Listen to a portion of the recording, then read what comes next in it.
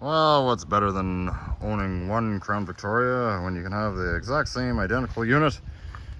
I was just about to rinse the pollen off this. It's quite severe. Quite severe. So anyway, I bought this on the May long weekend. My wife didn't find out about it till last night, so there's currently a divorce agreement being made up. I'm joking. Anyway, it caused World War III, I'm sure. I don't remember. Thanks to alcohol. So this thing was pretty bad. It was pretty neglected. It started out its life as a rental car for a very short time. They don't seem to keep rental cars for very long. I think up until 20,000 clicks, and then they're on the market for sale. So got a red one or a burgundy or whatever you want to call it. The rims are toast. I'm looking for aftermarket rims for it. They're curb rashed and pitted. They cleaned up all right. The tires are also done. They're weather checked real bad. Horrible exhaust leak in it. The exhaust manifold has a massive hole in it. I mean, it cleaned up fairly decent for what it is.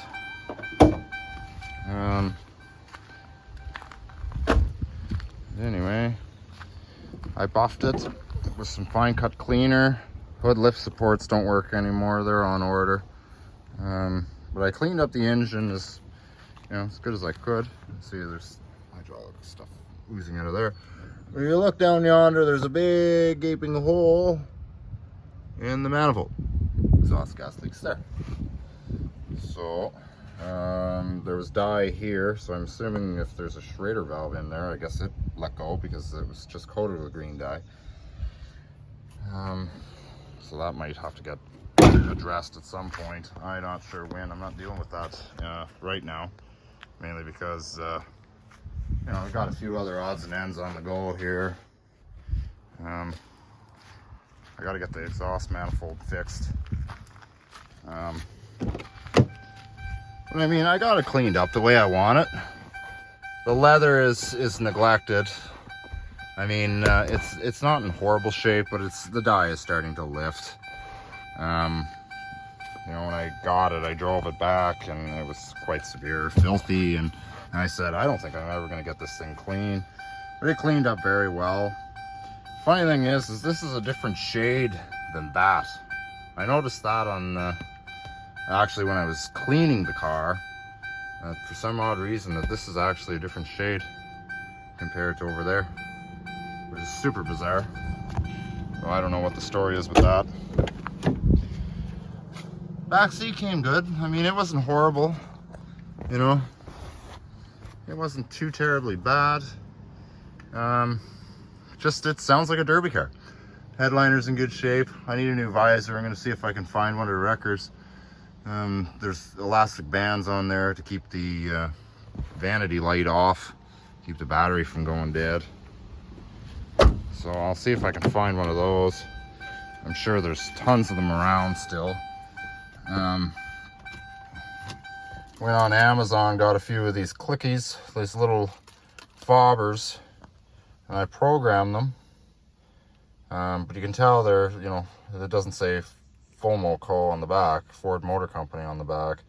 So they're just an aftermarket fobber, but it works great. I mean, it only came with one fobber and 4 keys. So I figured, well, I'll get one fobber for this car and another one for the other one. And I'll program them all, because you're allowed 4 fobbers. And so yeah, that's what I did. Ended up clay barring some extra scratches and scuff marks out of it. I didn't feel like water sanding the whole damn car, so I just ended up using a clay bar just to kind of get that small surface scratches out of it, and it did all right. And I buffed it. I'm gonna buff it again. I won't be able to get it all done today, but I'm gonna try and see if I can get something accomplished with it. There is small imperfections. You got a blemish here. There's stone chips all over, and not only that, it's starting to eggshell in certain spots, but it's actually kind of good with all the pollen on here because you can't see it. There's a good scratch there. I'll have to try and water sand that one out with 2000. Doors are in good shape. really good shape. There's a little surface rust on the driver's door. Southern Ontario car, came from the green belt. This door here has a little bit of paint chips. And I think that was a known thing with these, well, with Ford in general. I'm gonna touch up the inner fenders like I did with my silver one.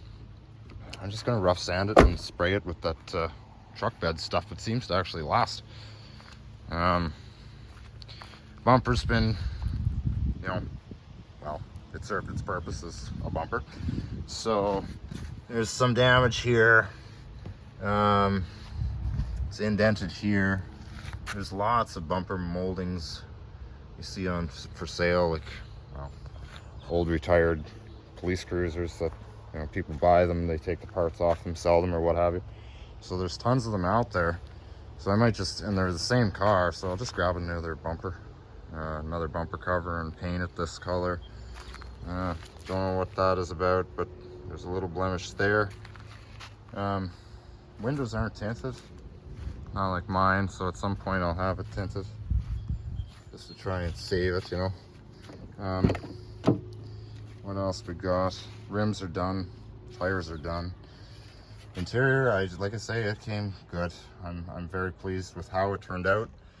I was really worried that it wouldn't turn out, but you know, I always like a challenge. You know, on a Saturday afternoon, right? It came clean.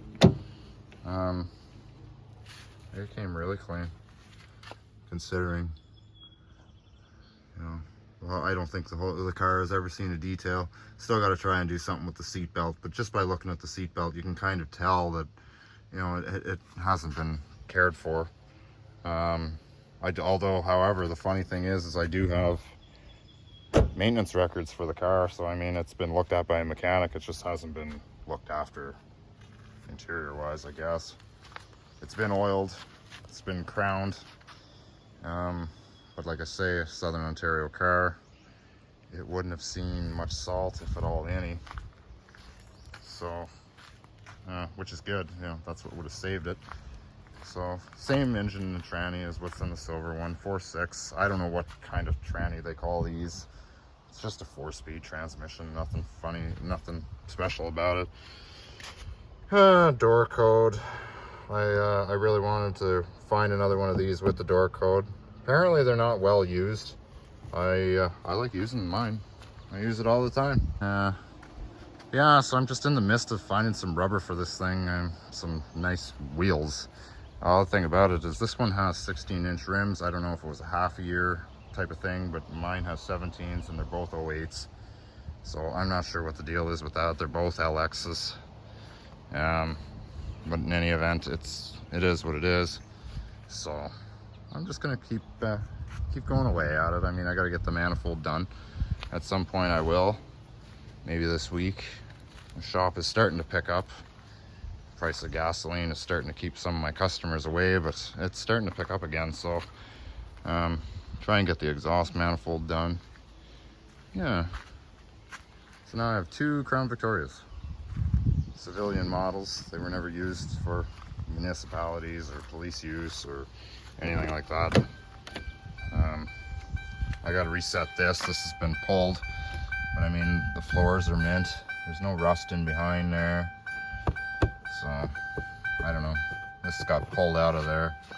I got to take this off. I want to touch up a little bit of this and reset the carpet back in there. Don't know how that got pulled out, but I don't know. The floors are in good shape, so I don't know how in the heck that would have gotten yanked out of there. But, you know, it is what it is, right? So yeah, after a good detail, it came nice and clean, and I'm happy with it. Roughly the same mileage, 130,000 miles. I think I got 136 on that one already. Like, that's my summer daily now. I've been driving that. This one here, I don't know what I'll do with it. I mean, I hate to winter drive these things because they don't make these anymore. So I'm sure the silver one will probably be parked for the winter. I'll have to find a different winter beater. I might use my truck. Price of gasoline goes down. Easier said than done.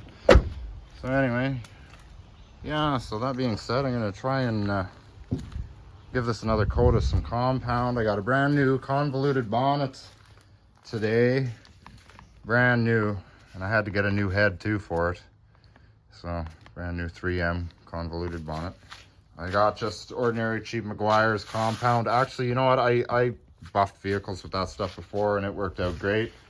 Kept the old one. I only use this for headlights. You can't use that on paint anymore. It's done. But for headlights, that's good enough. So I'll probably hold on to that one for just that purpose. But this one here, brand new for paint. And I was gonna go with 3M Perfected, but that's $120 a bottle thanks to the rate of inflation. So I decided I'm just gonna use the Meguiar's, and even still, you used to be able to get that stuff for $8 a bottle Canadian, and now it's up to $18.99. So I mean, the price of everything has gone up. So I'm gonna buff it with that, and that'll be good enough. So, but yeah, in hindsight, it looks good.